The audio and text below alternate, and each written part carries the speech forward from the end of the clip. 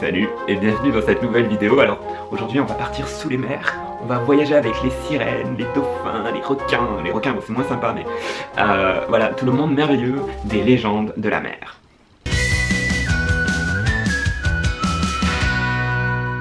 Alors, les légendes de la mer c'est un recueil de contes et légendes qui viennent un peu de tous les pays, de la Scandinavie, on a les Vikings notamment, oui évidemment. Et puis on a aussi la Grèce, tout le pourtour méditerranéen. Donc voilà, plein de légendes qui nous racontent voilà, les monstres sous-marins, les légendes qu'il y avait à l'époque. Les îlots trésors, il y a plein de choses. Je crois qu'il y a une vingtaine à peu près de contes et de légendes. Alors c'est court à chaque fois évidemment parce que on peut pas y passer trois plombes et puis c'est un peu comme les contes Andersen et tout ça, c'est vraiment quelques pages. Mais à chaque fois, moi c'est ça que j'aime, c'est que derrière l'histoire, qui est toujours sympathique et toujours... franchement ça fait rêver à chaque fois évidemment, les contes et les légendes c'est fait pour faire rêver, mais il y a aussi, ce que j'aime bien c'est qu'il y a une morale quand même à l'histoire, et alors des fois d'ailleurs le conte se finit bien ou ils peuvent se finir mal aussi, hein, mais à chaque fois voilà, il y a une signification derrière, il y a toujours une jolie morale en général, et je pense que d'ailleurs c'est ça qui fait que ça traverse les siècles.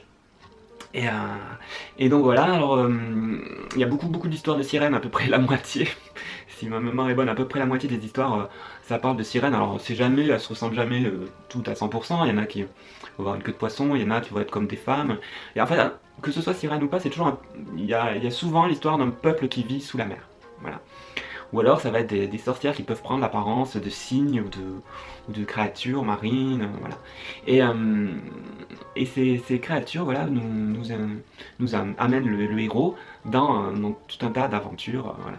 Alors moi, une de celles que je préfère, c'était un homme, un pêcheur, je crois, qui était amoureux d'une de ces créatures de la mer, et qui était évidemment magnifique, la plus belle femme qu'il ait jamais vue, etc. Il tombe complètement amoureux, mais elle lui dit, mais non, tu crois que tu veux vivre avec moi, mais en fait non, parce que un jour tu le regretteras et tout ça. Moi je veux bien croire à tes promesses d'amour éternel, mais si jamais un jour tu dis du mal de moi ou de mon peuple, je partirai pour toujours voilà. Et donc bon, le jeune homme fou amoureux il dit mais non, mais je ne dirai jamais du mal de ton peuple, etc. Et du coup la jeune femme, la jeune créature marine accepte de l'épouser donc. Et elle était voilà très belle, mais il se trouve que très belle, mais qui ne s'intéresse pas du tout aux corvées de la vie quotidienne. Alors elle fait pas la cuisine, elle fait pas le ménage, elle est pas une bonne épouse soumise comme on l'idéalisait à l'époque. Et, euh, et le pêcheur, un jour, au bout de 10 ans, je sais plus, il en a marre, il dit mais putain, mais vas-y, tu peux pas m'aider un peu, là je fais tout le boulot tout seul, tu t'occupes même pas des gosses, enfin vraiment, voilà, je te maudis toi et ton peuple de feignants, voilà. Et à ces mots, la jeune femme, la jeune créature magnifique, elle dit rien, elle s'en va, elle dit voilà, tu m'avais promis de ne jamais dire du mal de moi ou de mon peuple, tu étais énervé là, tu as dit du mal, donc du coup je m'en vais, pour toujours. Et alors ça lui a échappé, le pêcheur là, il pensait pas à ce qu'il disait, mais voilà, ça a été plus fort que lui, ça lui a échappé. Et du coup, il regrette, il dit mais non, pardonne-moi, je dirai jamais plus. Mais c'était trop tard, la jeune femme s'en va avec les enfants, et disparaît dans la mer pour toujours, quoi.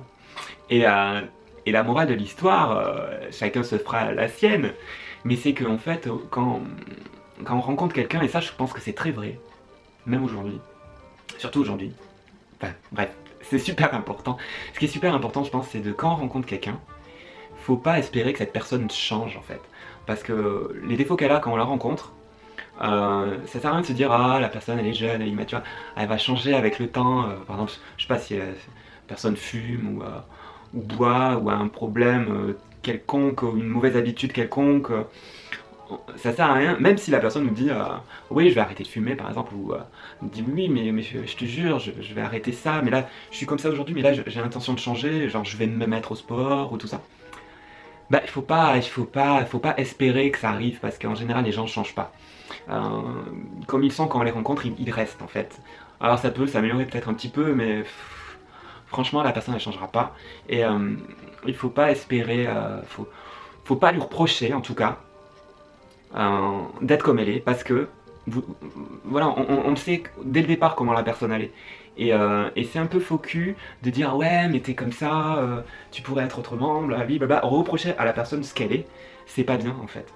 Parce que c'est pas bien, puis c'est un manque d'honnêteté envers soi puis envers l'autre. On savait comment elle était, voilà. Dès le départ on était au courant, on s'est bercé d'illusions en espérant que la personne change, et puis c'est... Voilà.